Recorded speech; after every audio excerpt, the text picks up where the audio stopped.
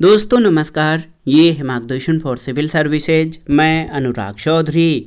मार्गदर्शन current affairs के अंतर्गत इस वीडियो में प्रस्तुत है आरओ परीक्षा यानी समीक्षा अधिकारी, सहायक समीक्षा अधिकारी एवं यूपीपीसीएस प्रारंभिक परीक्षा के लिए पिछले 6 माह के करंट अफेयर्स के महत्वपूर्ण घटनाओं का संकलन, जो आपके आगामी अन्य परीक्षाओं के लिए भी बहुत ही उपयोगी है। इस वीडियो में हम जुलाई 2023 से दिसंबर 2023 तक के पिछले 6 माह के महत्वपूर्ण राष्ट्रीय घटनाक्रम को कवर करेंगे। तो आइए शुरू करते हैं आज का वीडियो। पहला प्रश्न है, 27 दिसंबर 2023 को प्रधानमंत्री नरेंद्र मोदी ने वीडियो कॉन्फ्रेंसिंग के माध्यम से किसके लाभार्थियों से बातचीत की? तो उत्तर है विकसित भारत संकल्प यात्रा।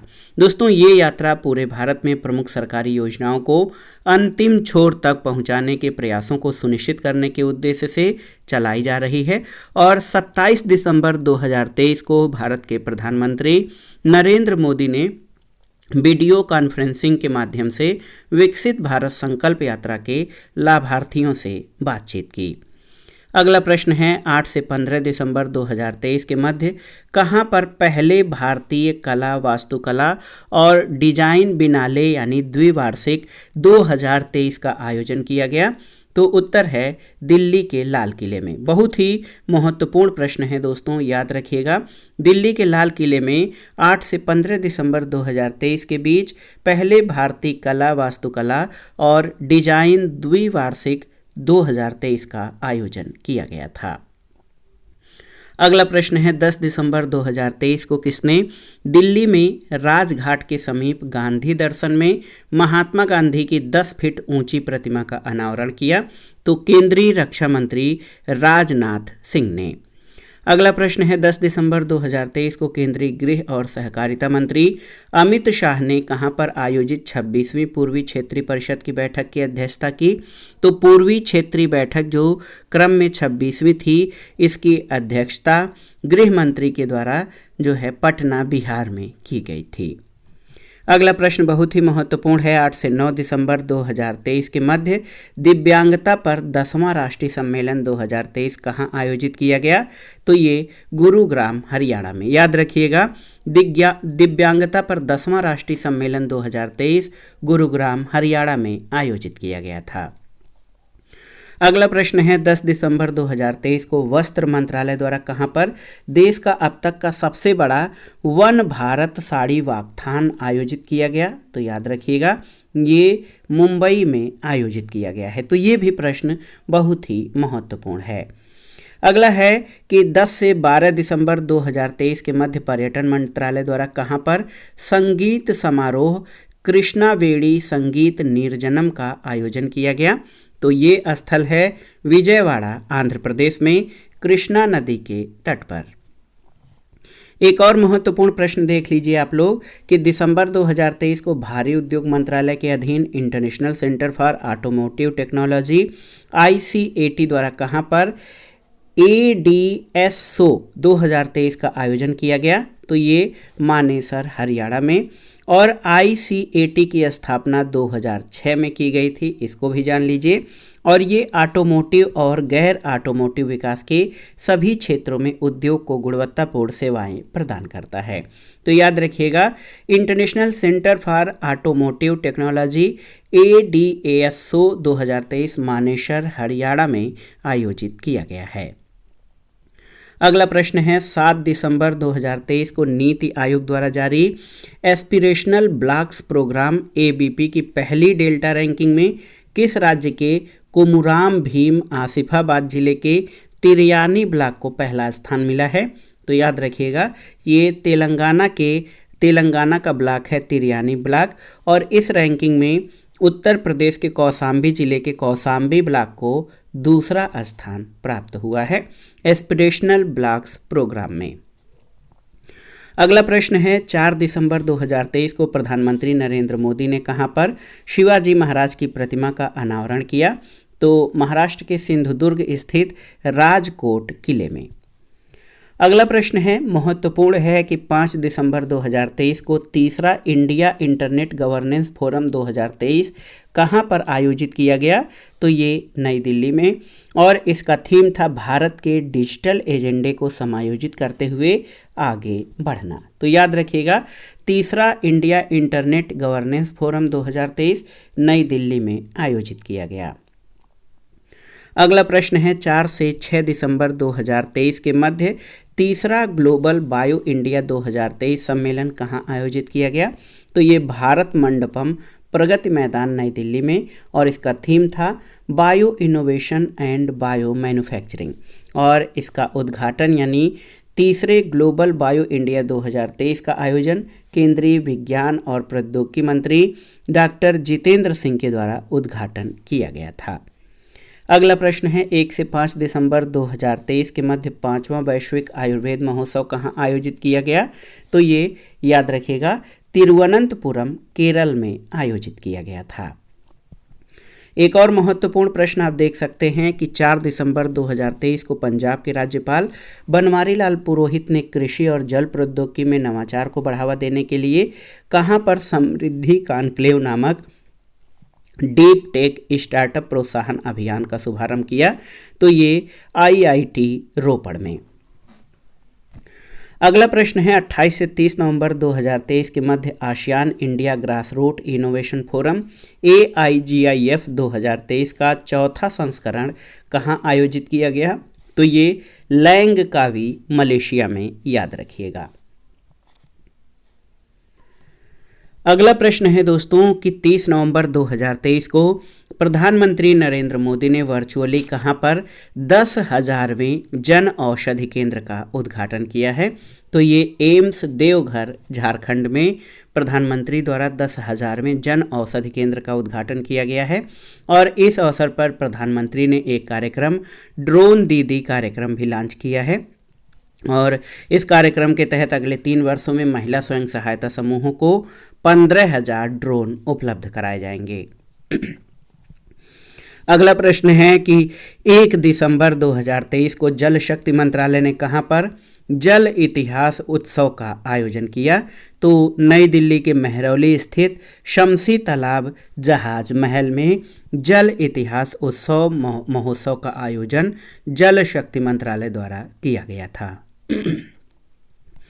अगला प्रश्न है दोस्तों, 28 नवंबर 2023 को किसने लिंग समावेशी संचार पर मार्गदर्शिका का शुभारंभ किया? तो केंद्रीय महिला और बाल विकास तथा अल्पसंख्यक कार्य मंत्री स्मृति जुबिन ईरानी ने, और ये लैंगिक समानता और सशक्तिकरण को बढ़ावा देने के लिए महिला और बाल विकास मंत्रालय द्वारा bill and Melinda Gates foundation और संयुक्त राष्ट्र महिला के समर्थन के साथ NGCC LBSNA द्वारा एक सहयोगात्मक प्रयास है। अगला प्रश्न आप सभी जानते हैं, 26 नवंबर को संविधान दिवस मनाया जाता है। तो 26 नवंबर 2023 को संविधान दिवस के अवसर पर किसने उच्चतम न्यायालय परिसर में डॉक्टर भीमराव अंबेडकर की 7 फीट ऊंची प्रतिमा का उद्घाटन किया? तो राष्ट्रपति द्रौपदी मुर्मू ने। और एक और महत्वपूर्ण प्रश्न है, 25 नवंबर 2023 को किस मंत्रालय ने एक भारत श्रेष्ठ भारत पहल के तहत युवा संगम के तीसरे चरण की शुरुआत की है? तो शिक्षा मंत्रालय, भारत सरकार ने।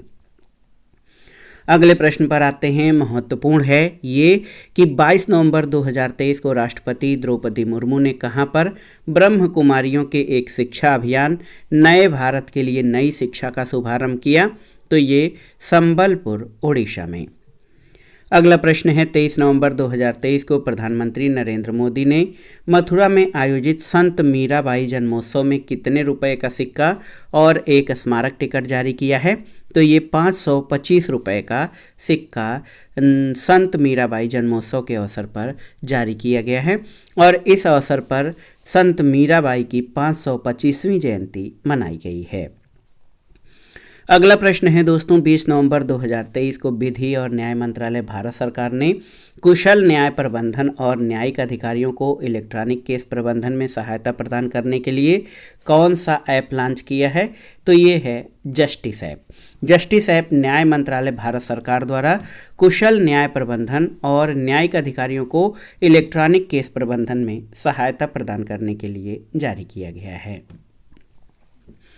अगला प्रश्न है, 7 नवंबर 2023 को केंद्रीय शिक्षा मंत्री धर्मेंद्र प्रधान और ऑस्ट्रेलिया के शिक्षा मंत्री जेसन क्लेयर ने कहां पर 2 ऑस्ट्रेलियाई विश्वविद्यालय खोलने की घोषणा की है? तो ये गिफ्ट सिटी गांधीनगर गुजरात में, और ये 2 विश्वविद्यालय हैं वालुंगांग और डीकिन यूनिवर्सिटी।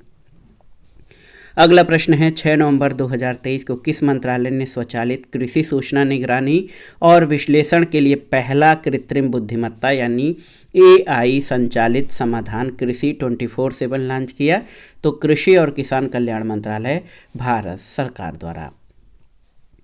अगला प्रश्न है, 3 नवंबर 2023 को राष्ट्रपति द्रौपदी मुर्मू ने कहां पर silent conversation from margin to the centre नामक एक कला प्रदर्शन का उद्घाटन किया? तो ये नई दिल्ली में, और इसका आयोजन राष्ट्रीय बाघ संरक्षण प्राधिकरण द्वारा सांकला फाउंडेशन के सहयोग से प्रोजेक्ट टाइगर के 50 वर्ष पूरे होने के उपलक्ष्य में किया गया था। तो याद रखिएगा, silent conversation from margins to the centre एक कला प्रदर्शन नई दिल्ली में आयोजित किया गया था, और प्रोजेक्ट टाइगर के 50 वर्ष पूरे होने के अवसर पर ये जो कला प्रदर्शनी था इसका उद्घाटन किया गया था। अगला प्रश्न है, 29 से 31 अक्टूबर 2023 के मध्य गोवा मेरीटाइम कॉन्क्लेव 2023 का चौथा संस्करण नेवल फॉर कॉलेज गोवा में आयोजित हुआ। इसका विषय वस्तु या थीम क्या था? तो उत्तर है हिंद महासागर में समुद्री सुरक्षा, सामान्य समुद्री प्राथमिकताओं को सहयोगात्मक शमन ढांचे में परिवर्तित करना। ये गोवा मेरीटाइम कॉन्क्लेव 2023 के चौथे संस्करण का थीम था। अगला प्रश्न है, 31 अक्टूबर 2023 को सड़क परिवहन और राजमार्ग मंत्रालय ने भारत में सड़क दुर्घटनाएं 2022 पर वार्षिक रिपोर्ट प्रकाशित की। इसके अनुसार वर्ष 2022 के दौरान राज्यों और केंद्र शासित प्रदेशों द्वारा कुल कितनी सड़क दुर्घटनाएं दर्ज की गई? तो 4,61,312, जिनमें से 1,68,491 लोगों की जान गई और 4,43,366 लोग घायल हुए हैं। अगला प्रश्न है, 31 अक्टूबर 2023 को राष्ट्रीय एकता दिवस के अवसर पर देश के युवाओं के लिए मेरा युवा भारत यानी माई भारत, मेरा युवा भारत या माई भारत मंच का शुभारंभ किसने किया? तो भारत के प्रधानमंत्री नरेंद्र मोदी ने। और देखिए एक महत्वपूर्ण एक कार्यशाला है 30 अक्टूबर से 1 नवंबर 2023 के मध्य साउथ एशियन रीजन में food loss and waste prevention विषय पर अंतर्राष्ट्रीय कार्यशाला कहाँ आयोजित की गई? तो ये नई दिल्ली में आयोजित की गई थी। अगला प्रश्न है, 29 से 31 अक्टूबर 2023 के मध्य संस्कृति मंत्रालय भारत सरकार द्वारा कहां पर अपशिष्ट से कला स्क्रैप से मूर्तिकला प्रदर्शनी का आयोजन किया गया? तो ये ललित कला अकादमी नई दिल्ली में। 26 अक्टूबर 2023 को किस मंत्रालय ने IIT BHU के सहयोग से नई दिल्ली में डार्क पैटर्न्स बस्टर हैकथॉन 2023 शुरू किया? तो ये उपभोक्ता मामले और सार्वजनिक वितरण मंत्रालय भारत सरकार ने, और इस हैकथॉन का उद्देश्य नवोन्मेषी ऐप अथवा सॉफ्टवेयर आधारित समाधानों का डिजाइन और प्रोटोटाइप करना, जैसे browser extension, plugins, add on आदि ई-कॉमर्स प्लेटफॉर्म पर डार्क पैटर्न्स का पता लगाना इसका उद्देश्य है। अगला प्रश्न है कि 21-22 अक्टूबर 2023 के प्रथम सैन्य विरासत महोत्सव, याद रखिएगा प्रथम सैन्य विरासत महोत्सव 2023 ये कहाँ पर आयोजित किया गया है? तो नई दिल्ली में 21-22 अक्टूबर को। और याद रखिएगा इस अवसर पर रक्षा मंत्री राजनाथ सिंह ने सैन्य क्षेत्र में प्राचीन रणनीतिक कौशल के एकीकरण के माध्यम से स्वदेशी संवाद को बढ़ावा देने के लिए प्रोजेक्ट उद्भव लॉन्च किया है। अगला प्रश्न है कि 23 अक्टूबर 2023 को मत्स्य पालन, पशुपालन और डेयरी मंत्रालय ने कहां पर मत्स्य संपदा जागरूकता अभियान कार्यशाला का उद्घाटन किया? तो ये national institute of fisheries post harvest technology and training, Kochi, Kerala में।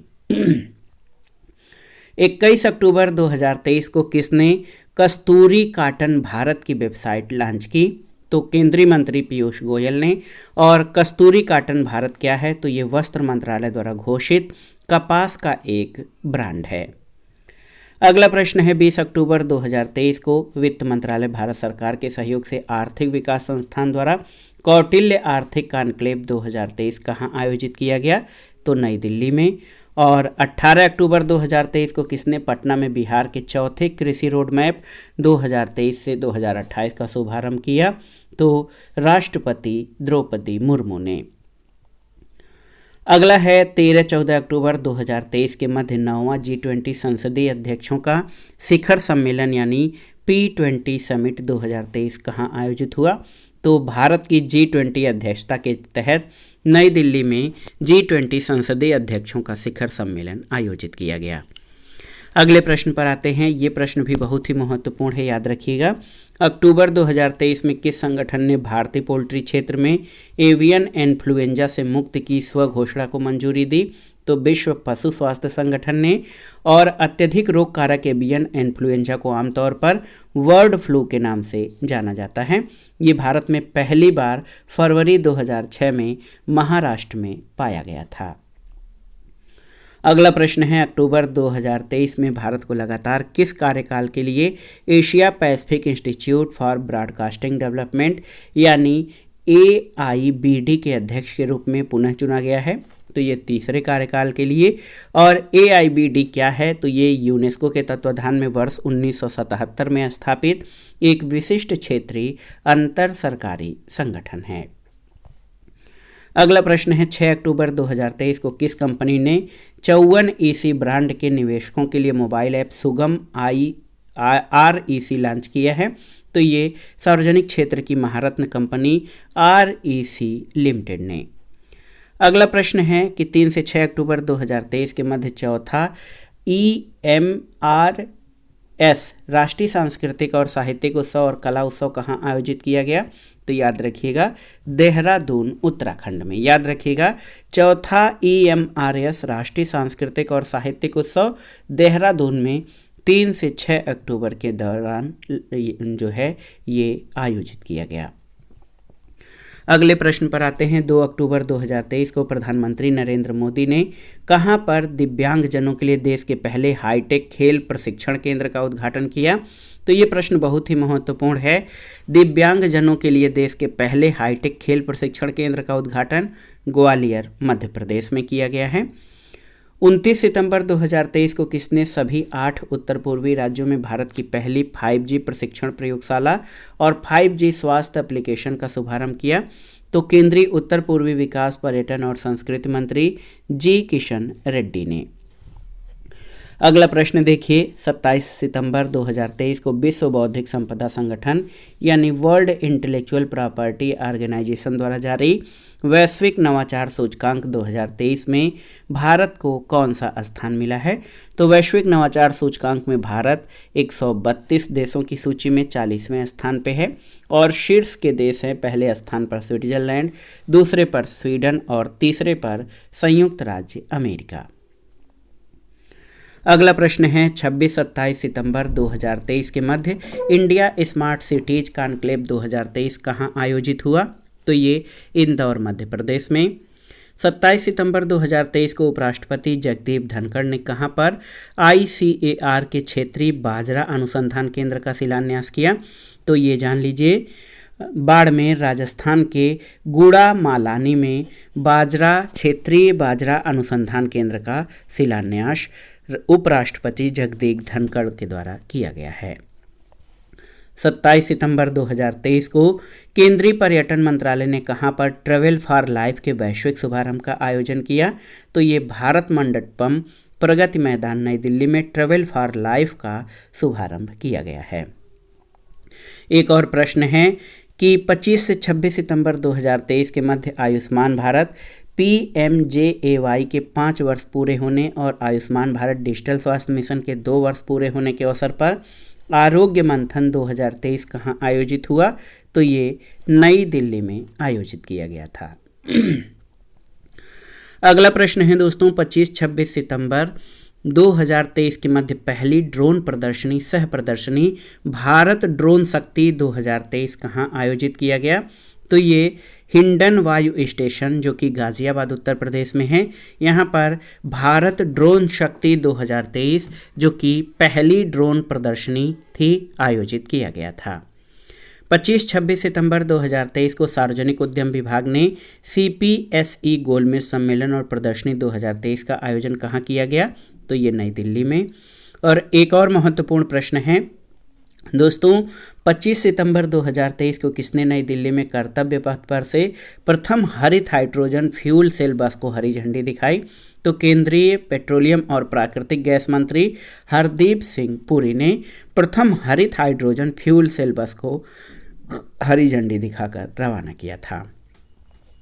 अगले प्रश्न पर आते हैं कि 21 सितंबर 2023 को कृषि और किसान कल्याण मंत्रालय ने किस योजना के लिए AI चैटबॉट लॉन्च किया है? तो PM किसान योजना के लिए। और देखिए 22 से 24 सितंबर 2023 के मध्य संस्कृति मंत्रालय ने कहाँ पर नदी उत्सव का आयोजन किया?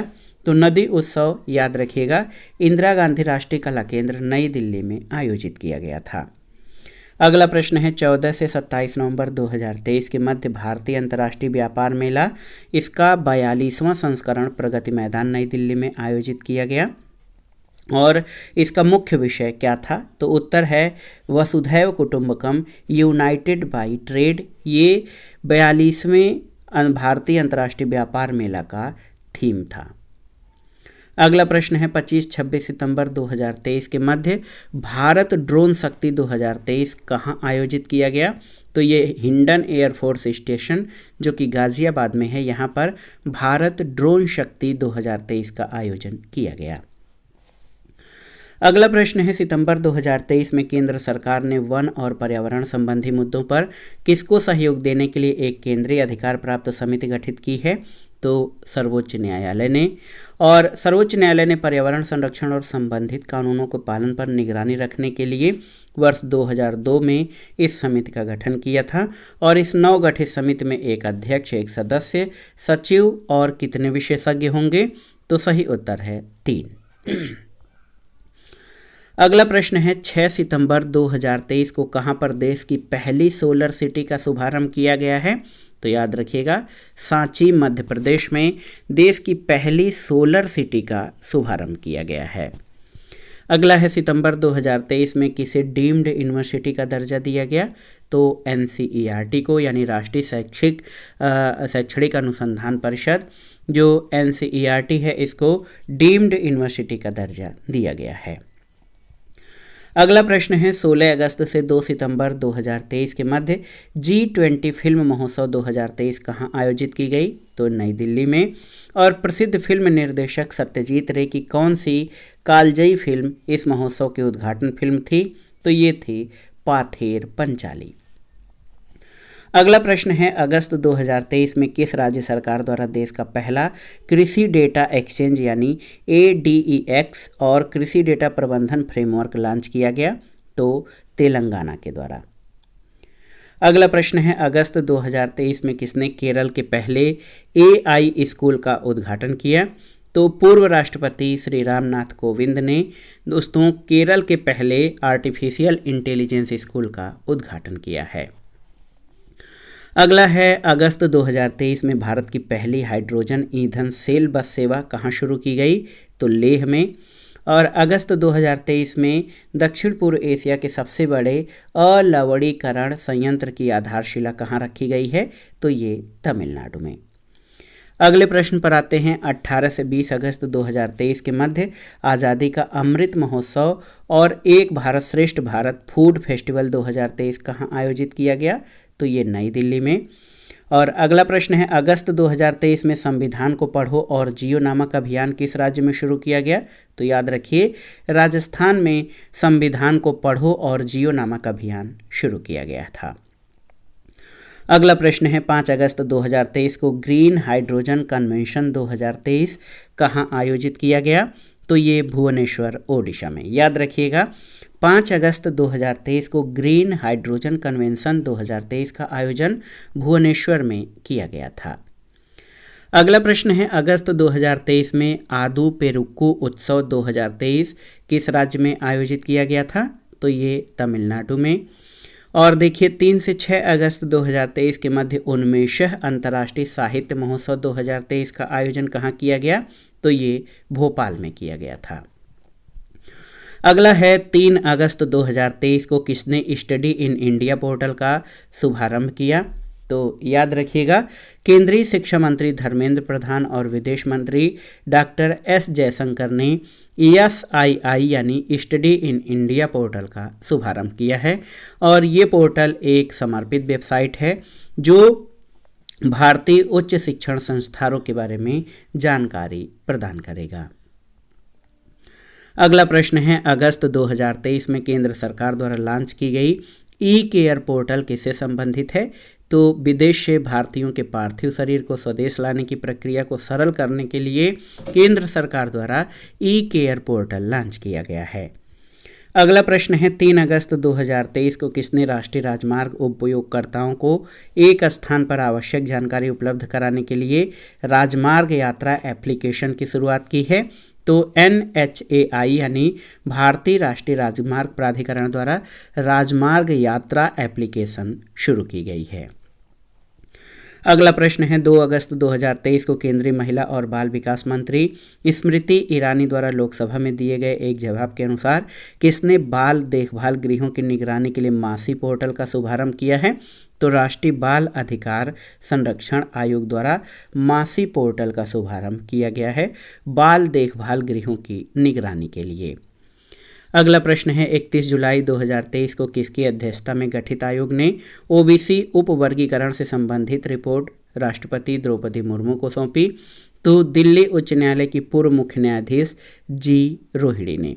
इस आयोग का गठन 2 अक्टूबर 2017 को किया गया था। तो याद रखिएगा OBC यानी अन्य पिछड़ा वर्ग उपवर्गीकरण से संबंधित दिल्ली उच्च न्यायालय की पूर्व न्यायाधीश G रोहिणी ने राष्ट्रपति को सौंपी है। अगला प्रश्न है 30 जुलाई 2023 को केंद्रीय शिक्षा मंत्री धर्मेंद्र प्रधान के द्वारा राष्ट्रीय शिक्षा नीति 2020 की तीसरी वर्षगांठ के अवसर पर कौन से मोबाइल ऐप का उद्घाटन किया गया है? तो याद रखिएगा उल्लास नव भारत साक्षरता कार्यक्रम। ये जो है ये मोबाइल ऐप है उल्लास और ये केंद्रीय शिक्षा मंत्री द्वारा लॉन्च किया गया है राष्ट्रीय शिक्षा नीति 2020 की तीसरी वर्षगांठ पर। अगला प्रश्न है 27 जुलाई 2023 को केंद्रीय संस्कृति राज्य मंत्री अर्जुन राम मेघवाल ने कहां पर मेरा गांव मेरी धरोहर के वर्चुअल पोर्टल का शुभारंभ किया? तो कुतुब मीनार परिसर नई दिल्ली में। और एक और प्रश्न है जुलाई 2023 में किसने संसाधन दक्षता चक्रीय अर्थव्यवस्था उद्योग गठबंधन यानी RECEIC का शुभारंभ किया? तो केंद्रीय पर्यावरण वन और जलवायु परिवर्तन मंत्री भूपेंद्र यादव ने। भारत की किसकी अध्यक्षता के तहत संकल्पित RECEIC एक उद्योग संचालित पहल है जिसका उद्देश्य वैश्विक स्तर पर संसाधन दक्षता और चक्रीय अर्थव्यवस्था के तौर तरीकों को बढ़ावा देना है?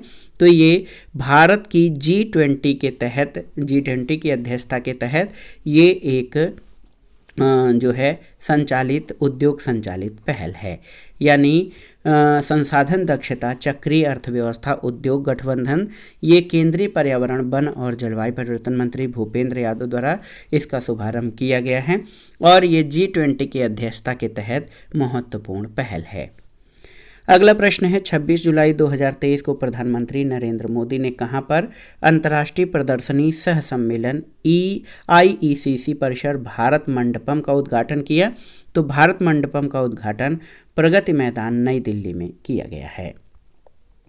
25 जुलाई 2023 को कहां पर भारतीय सेना के लिए पहले अस्थायी आधार नामांकन केंद्र का उद्घाटन किया गया?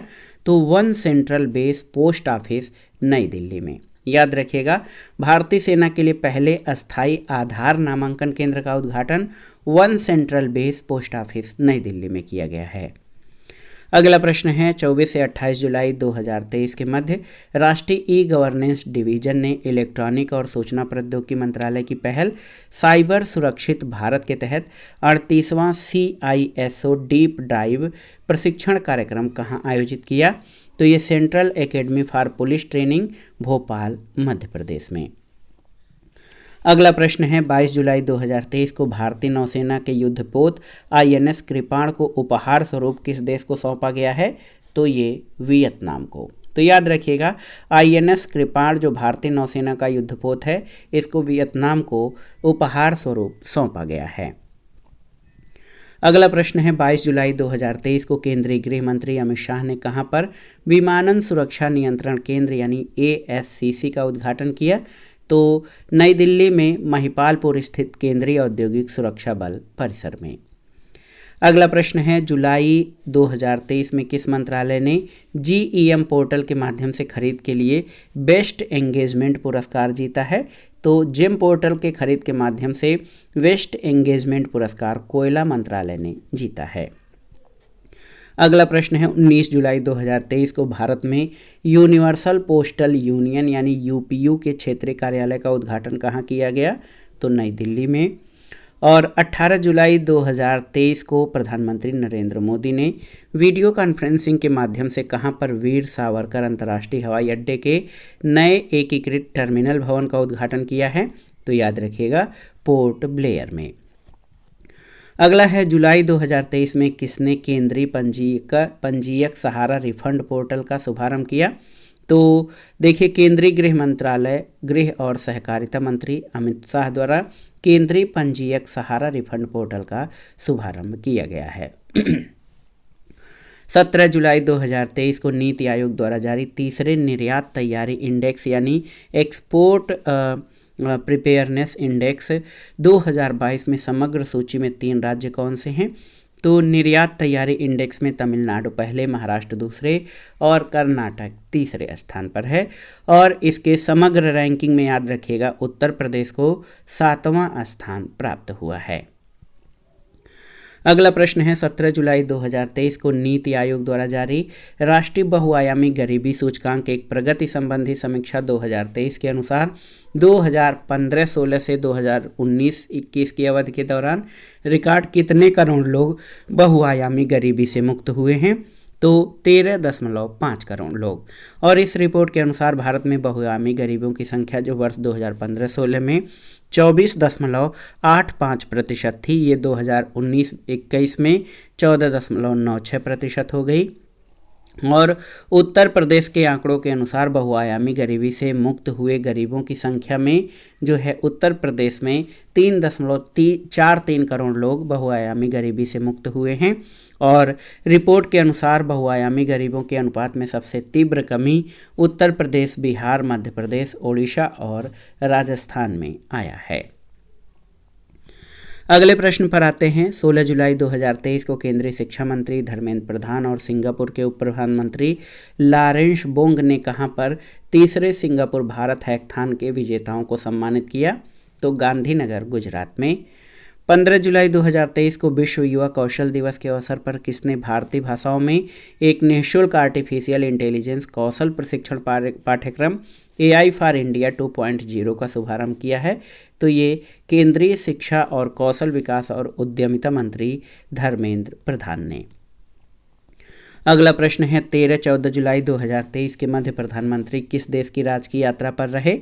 तो फ्रांस की यात्रा पर। और वहां पर वह फ्रांस के राष्ट्रीय दिवस बैस्टिल डे पर बतौर विशिष्ट अतिथि के रूप में शामिल हुए थे।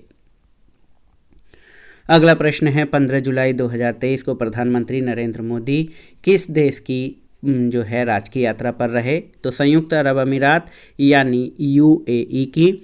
और 13 जुलाई 2023 को भारतीय नौसेना की परिचालन क्षमताओं को बढ़ावा देने के लिए रक्षा अधिग्रहण परिषद ने फ्रांस से कितने राफेल समुद्री विमानों की खरीद के प्रस्तावों को मंजूरी दी है? तो ये 26 हैं। 12 जुलाई 2023 को केंद्रीय पत्तन, पोत, परिवहन और जलमार्ग मंत्री सर्बानंद सोनोवाल ने किसका उद्घाटन किया? तो ये सागर संपर्क differential global navigation satellite system का।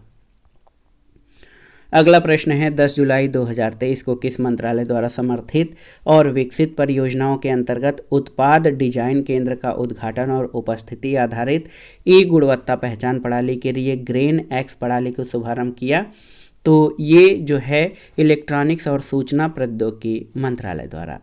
और आप जान लीजिए 7 जुलाई 2023 को किस मंत्रालय ने भारत इंटरनेट उत्सव लॉन्च किया है? तो संचार और सूचना प्रौद्योगिकी मंत्रालय द्वारा भारत इंटरनेट उत्सव 7 जुलाई 2023 को लॉन्च किया गया है।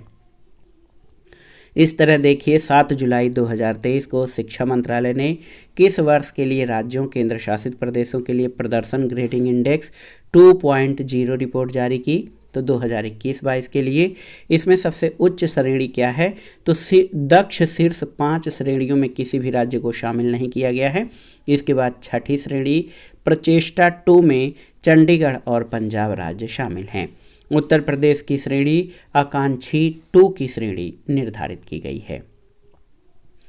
अगला प्रश्न है जुलाई 2023 में एशिया प्रशांत के लिए संयुक्त राष्ट्र आर्थिक और सामाजिक आयोग के डिजिटल और सतत व्यापार सुविधा पर वैश्विक सर्वेक्षण में किस देश का उत्कृष्ट प्रदर्शन रहा है? तो याद रखिएगा ये भारत का। और भारत का ये संयुक्त राष्ट्र आर्थिक और सामाजिक आयोग के डिजिटल और सतत व्यापार सुविधा में एशिया प्रशांत क्षेत्र में भारत का सबसे अच्छा या उत्कृष्ट प्रदर्शन रहा है। और भारत वैश्विक व्यापार सुविधा प्रयासों में 2021 में 90.32% के मुकाबले 2023 में 93.55% का प्रभावशाली स्कोर लेकर सबसे आगे है। अगला प्रश्न है 4 जुलाई 2023 को राष्ट्रपति द्रौपदी मुर्मू ने कहां पर अल्लूरी सीताराम राजू के 125वें जन्मोत्सव वर्ष के समापन समारोह में भाग लिया? तो ये हैदराबाद में। और 4 जुलाई 2023 को केंद्रीय गृह मंत्री और सहकारिता मंत्री अमित शाह ने वर्चुअली कहां पर सहकारिता से संचालित देश के पहले सैनिक स्कूल का शिलान्यास किया? तो ये मेहसाणा गुजरात में।